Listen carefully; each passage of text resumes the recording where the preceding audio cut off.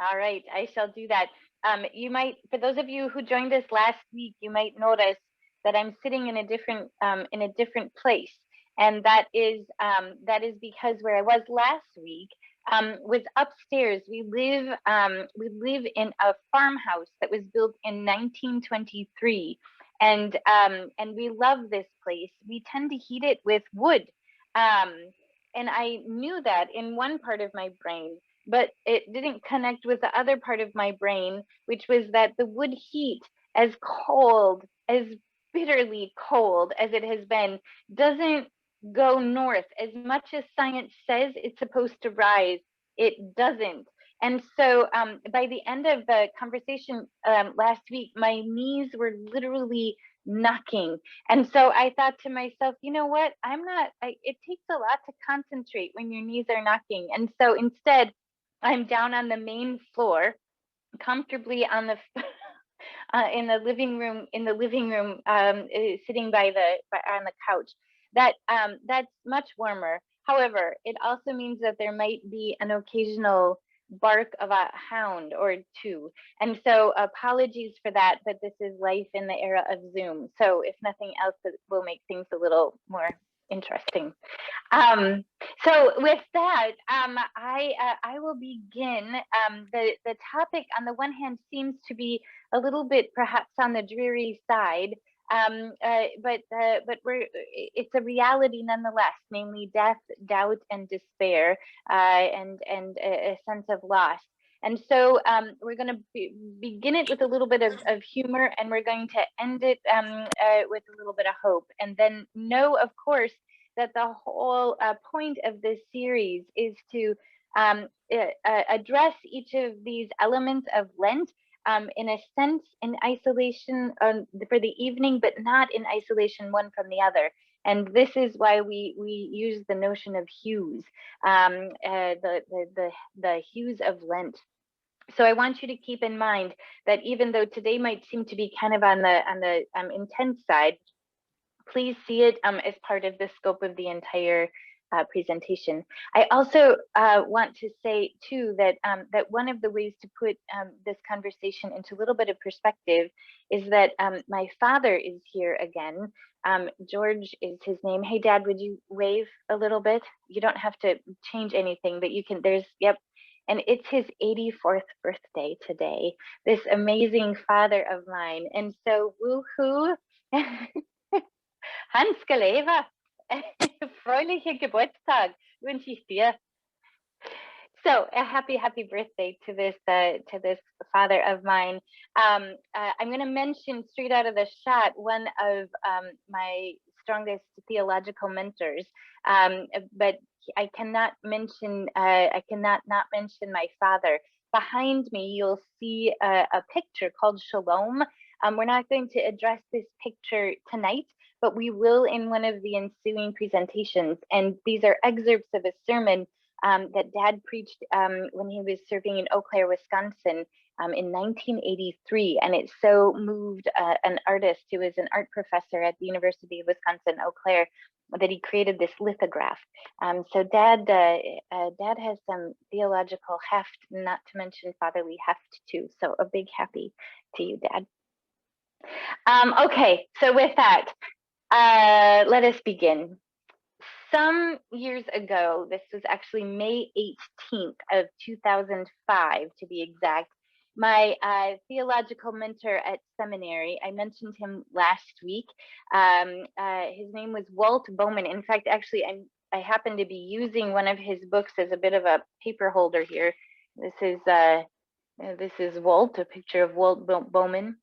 And he preached his final sermon. And he knew that it was going to be his final sermon because he'd been diagnosed with terminal cancer not long before. So this sermon then that he preached, this sermon was for all intents and purposes his last theological will and testament, right? It was an inheritance of insight and wisdom and conviction written down and then given to everyone and anyone who would listen. And so he began the sermon. Actually, he began the sermon with a bunch of bad jokes, so I skipped over that. But then he dove into this.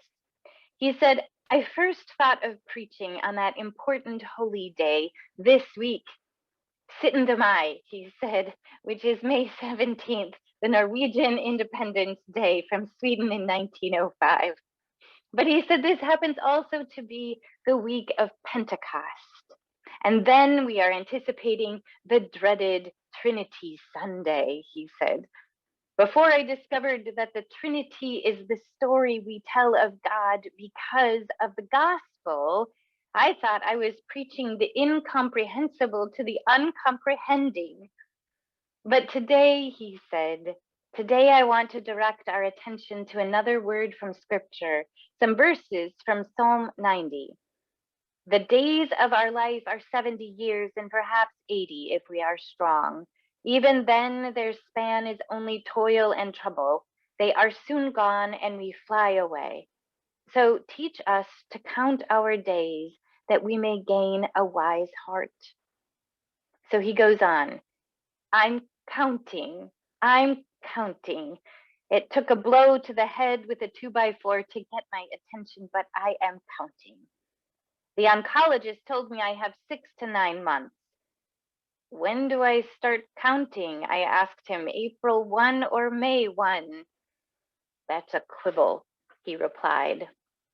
So I haven't exactly begun a countdown, 180 minus 1 and counting.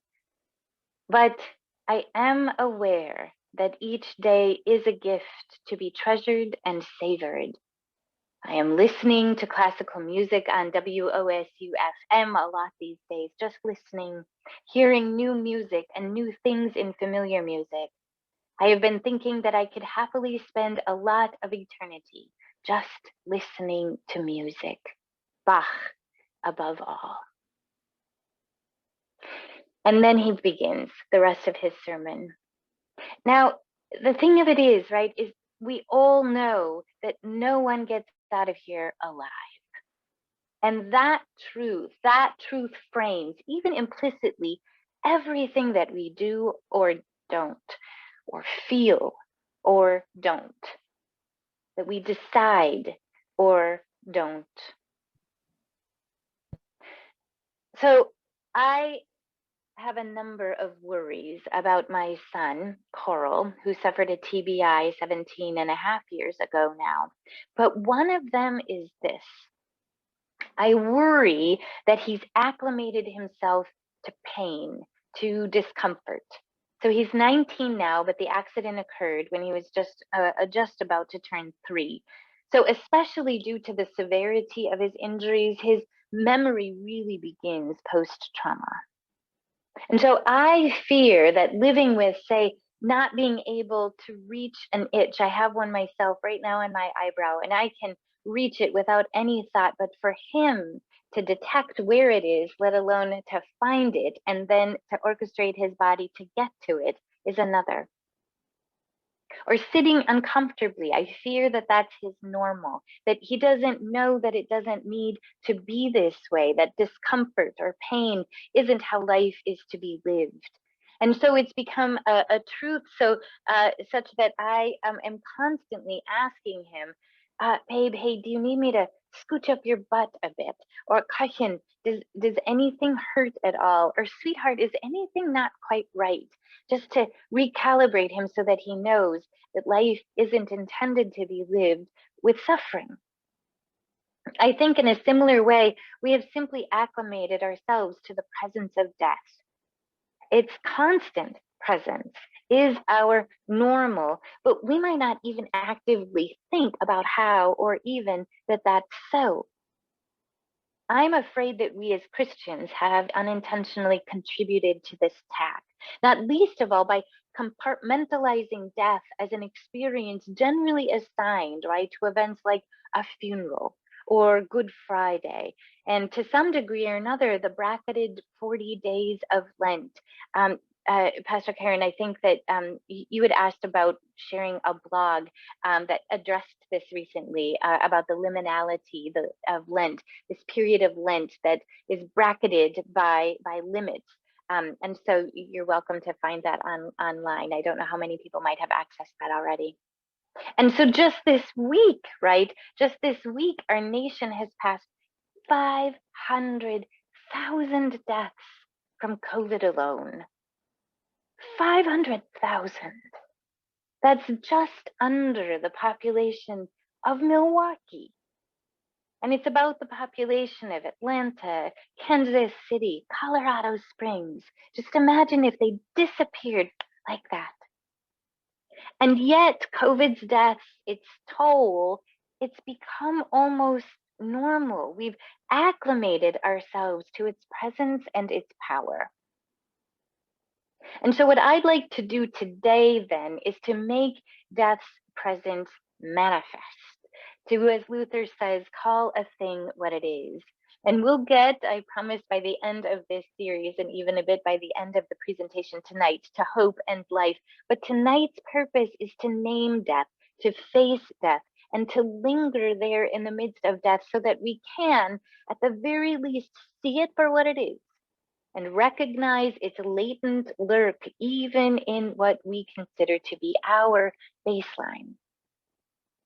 There is great danger, I think, to associating death not only with Good Friday and funerals and Lent, but also with that which comes to pass only to place us 6 feet under. Death is death, that is the loss of breath, right? But before we go there to the obvious example of finality, I want us to think about death in a different way. I think death represents the end of something treasured. It's a reality from which we can't turn back. We can't change. We have no power over it. And if that is true, then the experience of death can't be only confined to taking our last breath, nor can our acknowledgement or understanding of death either. Some of you might be familiar with the theologian Robert Farrar Capon. I first ran into Capon when I was a college student at St. Olaf in my English class. My professor was abnormally late, and he came in carrying this book, which I should have had here, but I'll see if I can bring it. You can find it online, I'm sure. It's called The Third Peacock. And he came in cackling with tears down his his cheeks, and he was reading Capon's passage about the cutting of an onion, because Capon was a theologian, but he also was a chef, which works out pretty handily if your last name also happens to be Capon. And so in this passage, which is not a short passage, in my edition, I think it's close to 11, is it 11 pages or 18 pages? But it's, several pieces of paper you have to flip through simply to read his soliloquy, his ode to an onion. And that was my first introduction to Capon. But then I came to find him more, about him more at seminary. And there we began to learn a little bit about him, about which he was quite transparent. He died within the last decade, but I can't exactly remember the year off the top of my head. And Capon had been married, but then ended up quite against his will, unintentionally and atypically, to fall in love with another woman. His first marriage broke up, and that experience of being wrenched in that way caused him to rethink some of his experiences of theology. Let alone his understandings of theology. And he writes about how he understood Good Friday differently. That is to say that he understood that, as he put it, the only verb that dead people can do is to be dead. That's it. They can't act, they can't confess, they can't repent, they can't have hope, they can do nothing other than be dead. And I can imagine that any number of us have had any number of experiences where we have felt the same way, that even to take a breath hurts, right? After the accident, that was certainly my first introduction to the notion of real death.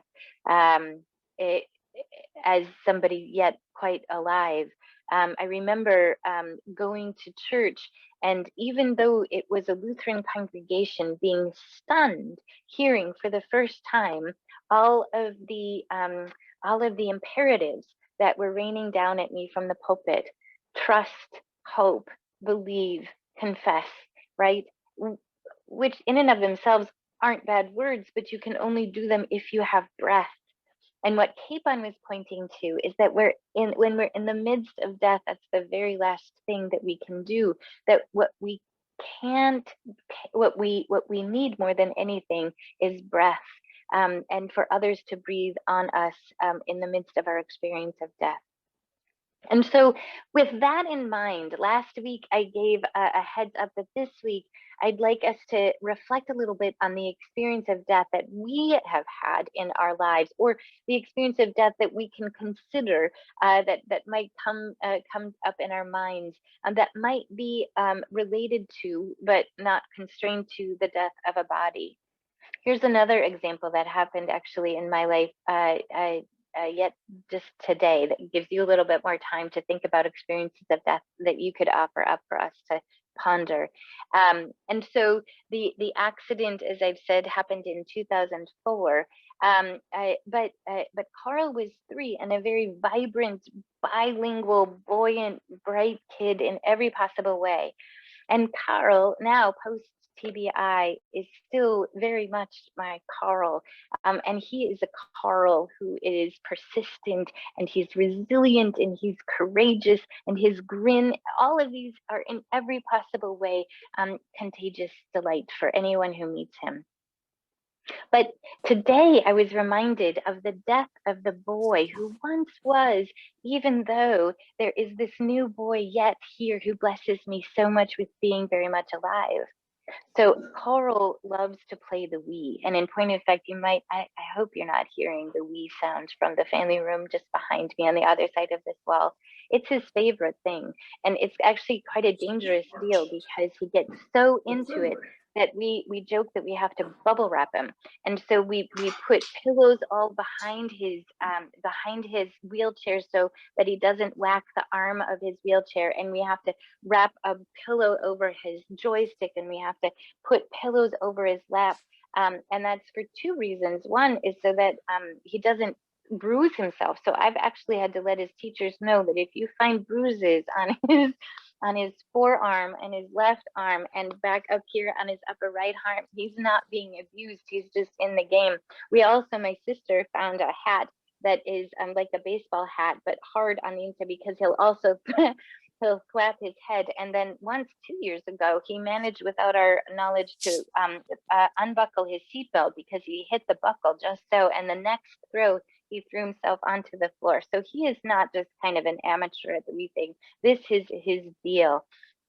And so while I love very much to have him play the Wii, everyone in the house needs a bit of moderation of the thing. I can sing the Wii song in my sleep, and I'm over it.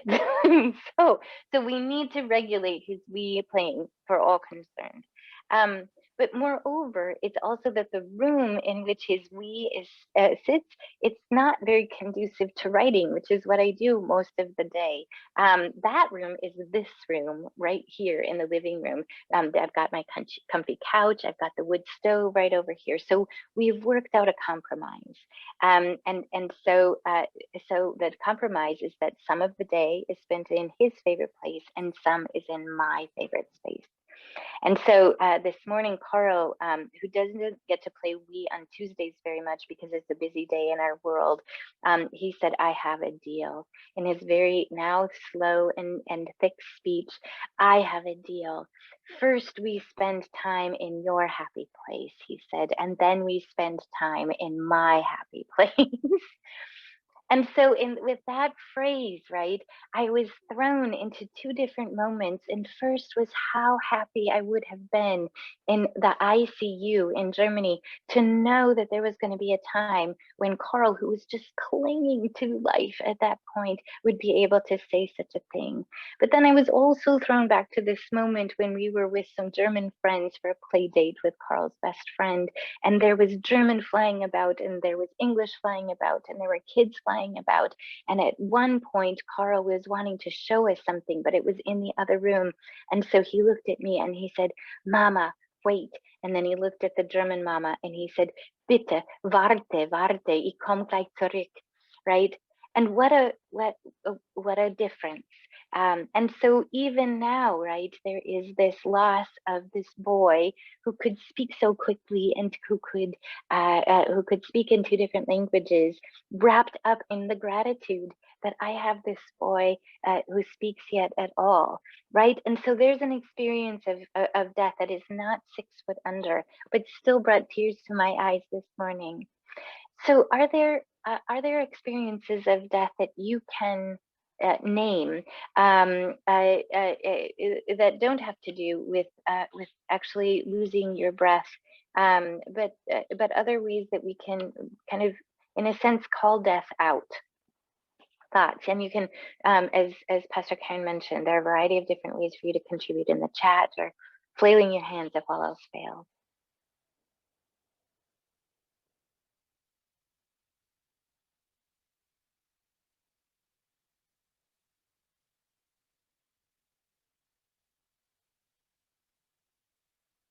Any thoughts? And I'm afraid I'm not able to. Oh yeah, good. I see Sherry Johnson. Yes. It's been a few years, but I guess I've felt a kind of an experience of death in that there were some friends and we were very close and did so many things together. And then through a certain situation that happened, we were split apart in belief or, in support or whatever like that. So, and I still kind of grieve over that we can't do things together anymore because we felt differently about the situation. And so instead of, being able to celebrate things together and do things together, we don't get to do that anymore. And right. I kind of felt the death in that. Right.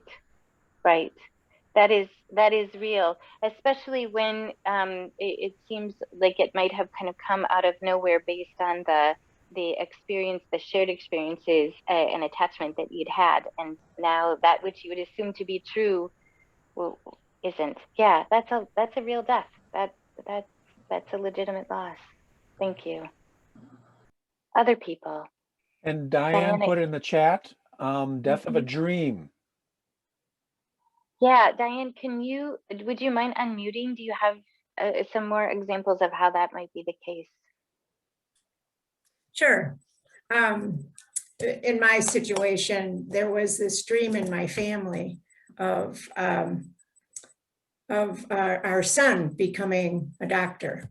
And it was something that he dreamed of, that our family worked towards, starting from high school and college and all that goes into getting your child admitted to med school.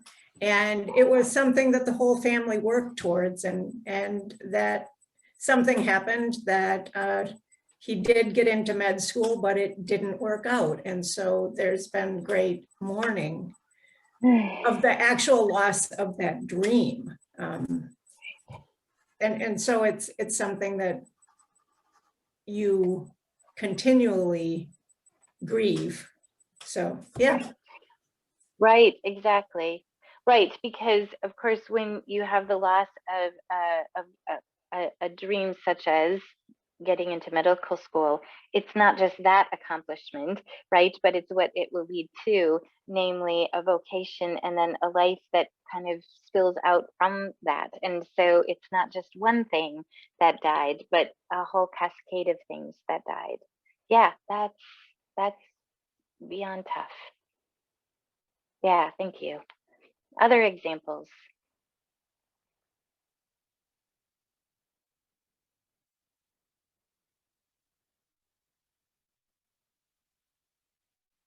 I'll scan here too to make sure that I'm not missing any flails, any hands.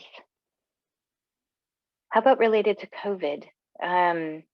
Not just the death of people, those 500,000, but other consequential deaths related to COVID. Are there any that you've experienced that are worthy of naming?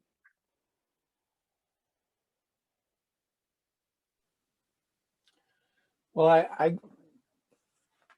I might share that it's not a death, but it's an extreme displacement because I have Karen and I have uh, 3 little grandsons Yeah. that we have not been able to, we can see them on FaceTime, but our youngest grandson was 3 weeks old when we last saw him, and now he's a bouncing 6-month-old. And boy, what I would give to give him a hug. Oh yeah. So at some point, I know it's going to happen, but I will have missed, and I know that we will have missed being able to do that with him in his life ever Right. in those ages.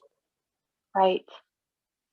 Yeah, and I don't want to be audacious enough to tell you what that experience is, but I think one can make the case that it is displacement, but also the death of what you had coveted, right? And those moments that were cherished in anticipation.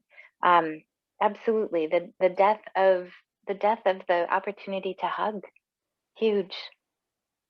Yeah, and Joanne Hoffman, I saw you wave.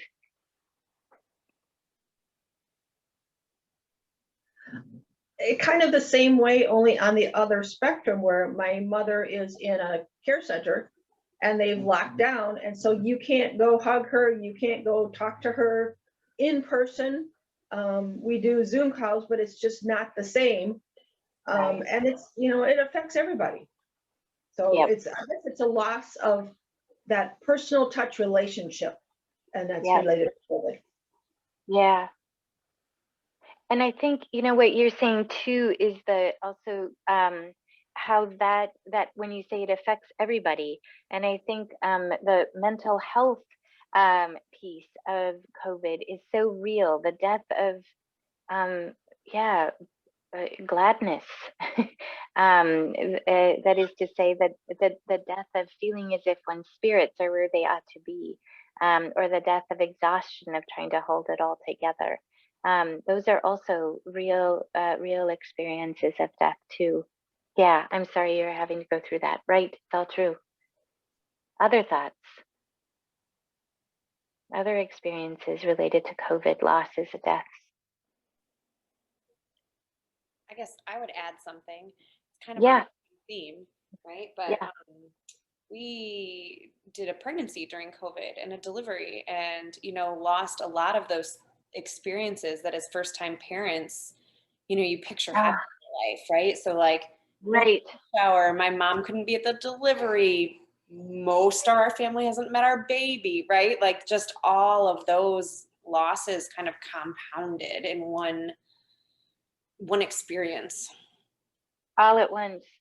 And then you don't have to answer this question because I don't want to put you on the spot by any means, especially because I don't know you, and so that would be rude and cruel. But rather also to say, I imagine maybe that when you're a new parent, regardless of whether it's your first or your 18th child, a little extra help wouldn't be bad. And so the loss of tactile enfleshed support and help, not least of all maybe to watch the child so that you can, I don't know, go out for a walk or whatever you need for your own well-being, even out despite COVID. Any new parent needs that. So I would imagine that that's another death that you're experiencing. Yeah, thank you, and congratulations. And then Thank you. And then there's a chat question or Yeah. comment. Tamara Yeah. had an experience near death with internal bleeding with a newborn I'm thinking it says many years ago. Yeah, right, exactly. And so, so even that moment of experiencing the possibility, the very real possibility that you yourself could die, that definitely puts everything into perspective. Absolutely, I'm glad you made it through. And Yes. Tom had it. Sorry, need to unmute. I think I'd be good at that. So I was thinking about all the things in the course of the last year, right? So we didn't get to do Easter together at church or in family. We didn't get to do as silly as it might sound, our annual 4th of July parade. We didn't get to do that. We missed Christmas together, the family traditions, the church traditions, what we're used to doing. My mother-in-law, Karen's mom, was in isolation for some time and now is in hospice, and we're already kind of mourning the losing of her personality to some extent, right? Mm. Just all this stuff has made me a certain amount lose my emotions. So I was telling somebody the other day, I feel kind of numb all the time. Yeah. There's a certain numbness, and the joy I felt this last weekend of having my daughter get married, I imagined me being more joyful. I was joyful, but even that was, I think, felt a little tempered. Yeah. There is a certain amount of numbness just with the last year of just missing a lot of things and a lot of traditions, a lot of being with people. So thank you. No, I appreciate that. And in fact, I actually am going to fuss a little bit with this experience of numbness, a little bit of a different take on it, but the word comes up because I think that is one of the ways that we cope with the experience of death. We need to actually numb ourselves because the chronic assault of all of the realities of the possibilities of death would do us all in, I think. So, right.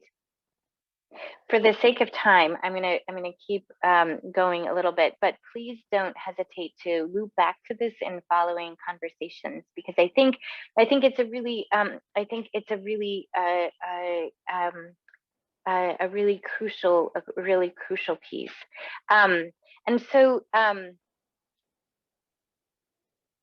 because, not least of all, these are the sorts of deaths that don't get public acknowledgement, but arguably they form us on a more sustained level than other deaths that do get public acknowledgement.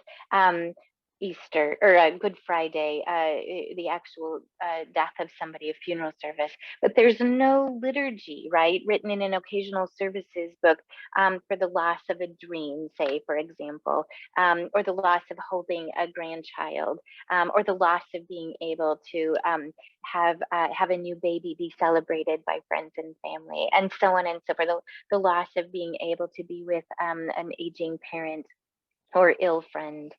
There's no liturgy that we have. So we have no way of communally recognizing, right, these passages, these deaths. And I think that is not least of all because anyway, we tend to keep these deaths private.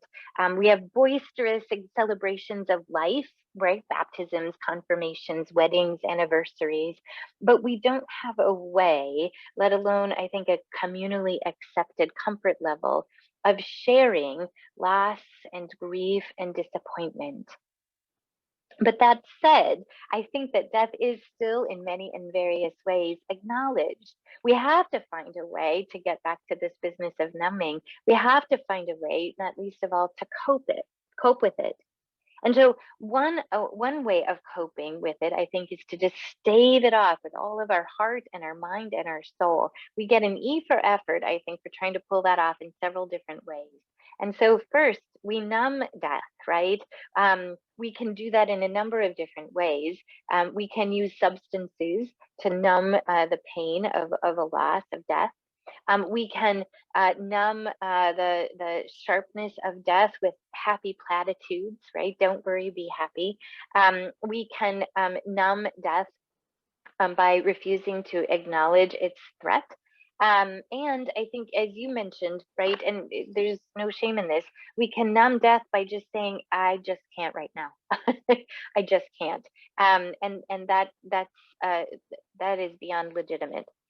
I think we also defy death, That's another tactic that we use. So we engage in risky choices, right? Or we amass all sorts of symbols of anti-death, like financial or material wealth, or obeisance to cultural forms of beauty. We might hide or be embarrassed about our age. Think of all the jokes about how somebody is old, all the ageism that exists. We might rail violently against anything that we might see as an ambassador of death, an ambassador of death to a status that we happen to love. And I think we also avoid death. We refuse to engage in honest conversation or even necessary and healthy conflict.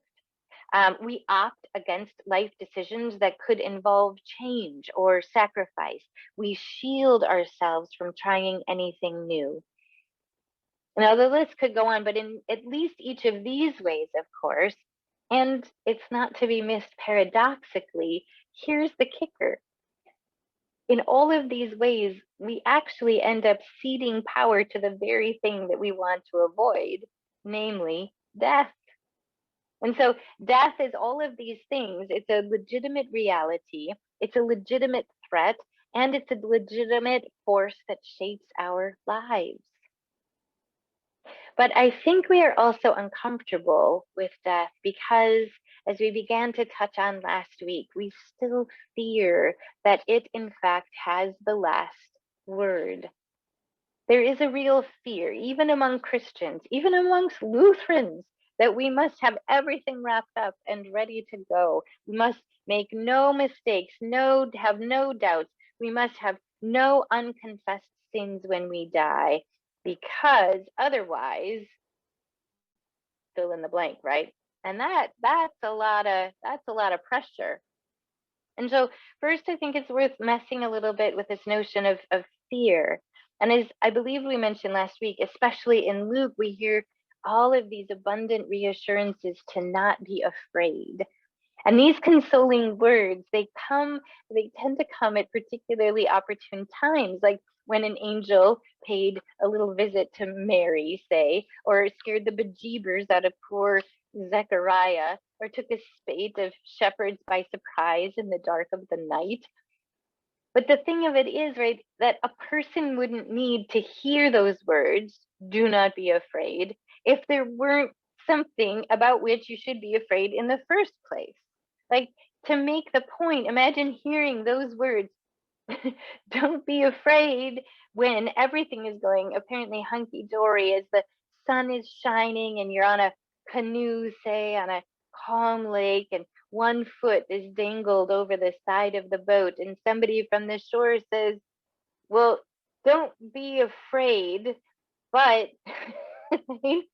and the only reason, right, that they would have to bother saying, do not be afraid, is because they know there's a really darn good reason to be afraid. There is reason to be afraid of death. I don't care if you're talking about a death that involves your own grave, or the death of the loss of a beloved reality, or the loss of a dream. Loss causes fear. In fact, I do believe that the rise of white supremacy and these conspiracy theories, it's because people of privilege are living in fear of losing their privilege. They can accurately see an impending death, and they are resisting it. And even if we loathe the harm that the white supremacists and conspiracy theorists are causing, at a basic human level, we can appreciate at the very least that they're afraid.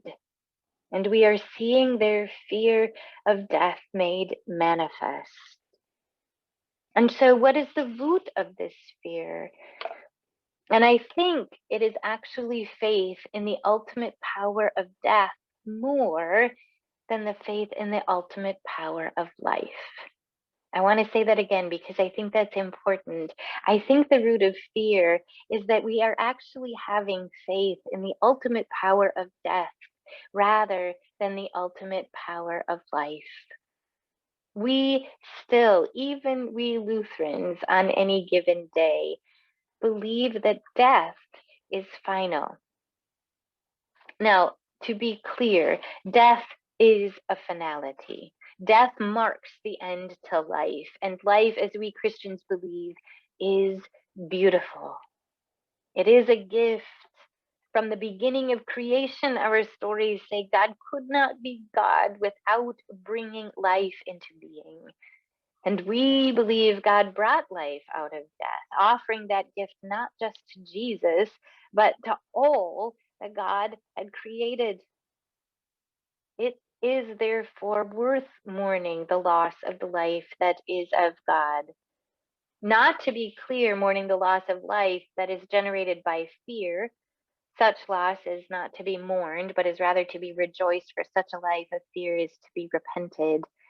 But it is worth mourning relationships blessed by God, hopes that have been placed in our hearts by God, moments that have been cultivated by God. So Walt then, once he found out about his impending death, he set about to do several things. First, he denied it, and then he mourned it, and then he cherished it. I should have sent the link ahead of time, but perhaps next week, between now and next week, I'll make sure and send the link off both to Walt Bowman's written manuscript and then also the video of his final sermon. It is 20 minutes worth your time.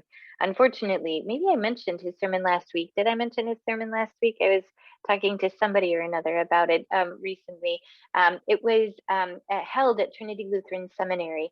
And there is a baptismal font that is a live font, so the water is always running. But unfortunately, the microphone was right next to the font.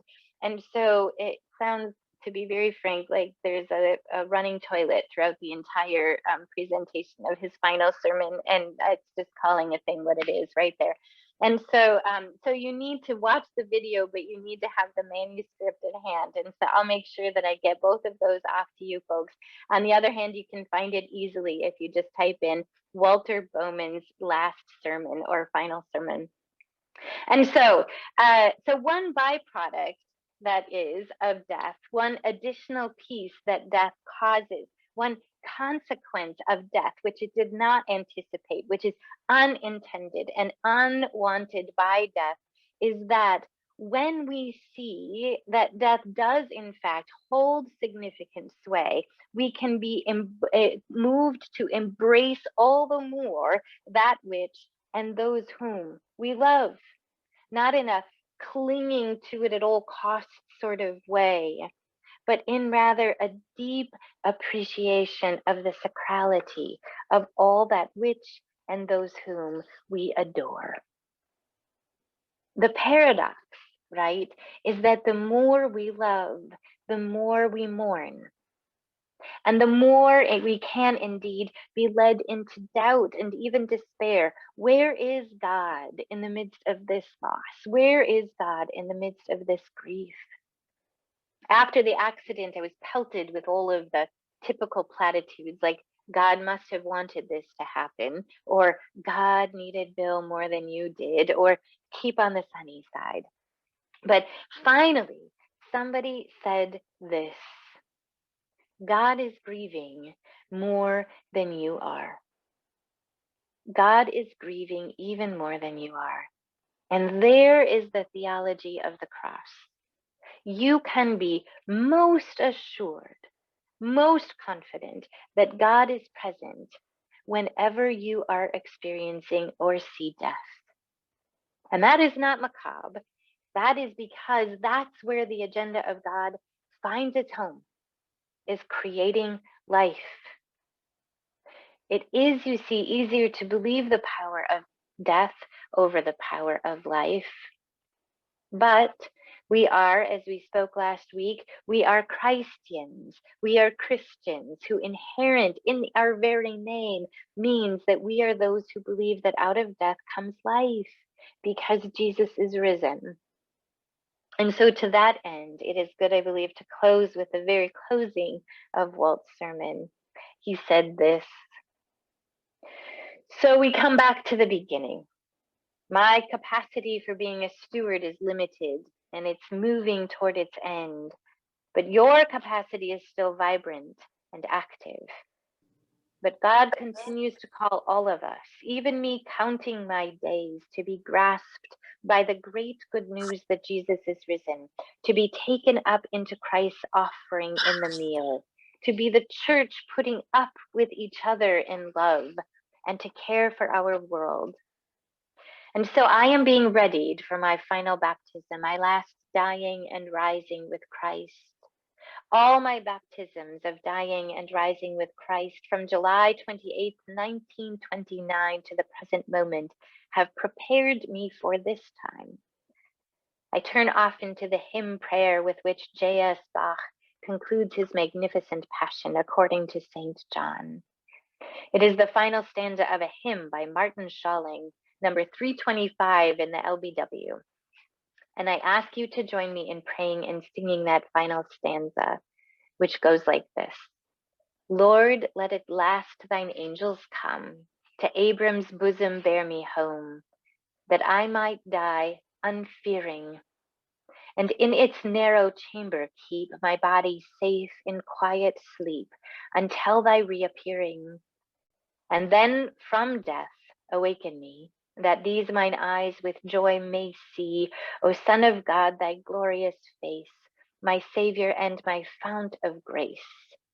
Lord Jesus Christ, my prayer attend, and I will praise thee without end, in the name of the Father, and of the Son, and of the Holy Spirit. Amen. Thank you. We have, I think, about 10 minutes or so for comments and questions. What you got?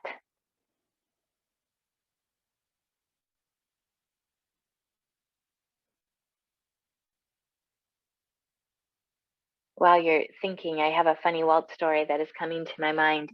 You can tell that he loved Bach. And one, he obviously was a German. And I think if he had been born maybe 15 years later or so, he would have been as progressive can be. But he was a little bit slow on that uptake in a variety of different ways, and one of them had to do with multicultural worship. He didn't quite know what to do with that, with worship that wasn't either Scandinavian or German in the Lutheran tradition. And so he tried, and so he went to a conference once, and specifically about broadening and deepening and recognizing that the Lutheran worship was perhaps a little narrow-minded, more than that, obviously, but that there is a richness in recognizing a wealth of cultures, right? And that it's quite dangerous and offensive to just focus on the white way of being Lutheran. And so he called me up. He said, "I'm at the airport. I need you to pick me up." I was his TA, and so I did. I buzzed over to the airport. I picked him up. And he was in such a tizzy that he wanted to stop at Wendy's, and Walt never wanted to eat at fast food restaurants. So I knew that we had a theological debriefing that was about to happen. So we ordered our burgers and fries and then went and sat. And he just was trying to wrap his mind around worship that wasn't German specifically. And so I was kind of pushing him, not kind of, I was definitely pushing him. And finally he said, he was a big guy, right? You see a little bit of that with this picture. And he said, "Anna," he said, "we're Lutherans. We do Bach," who was, of course, a Lutheran. "We do Bach, and we do Bach well," he said, with quite a lot of fervor, like hand on the table. At this point, a gentleman who was on the far end of the inebriated scale made his way over to our table, and he placed his hand gently on the table, because both of us were leaning in trying to make our points, right? And he set his hand gently on the table, and with this kind of goofy grin, and he said, "You two make a lovely couple."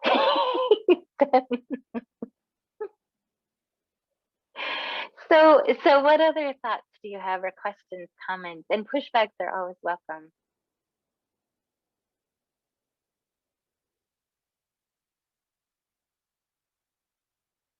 I'll keep flipping this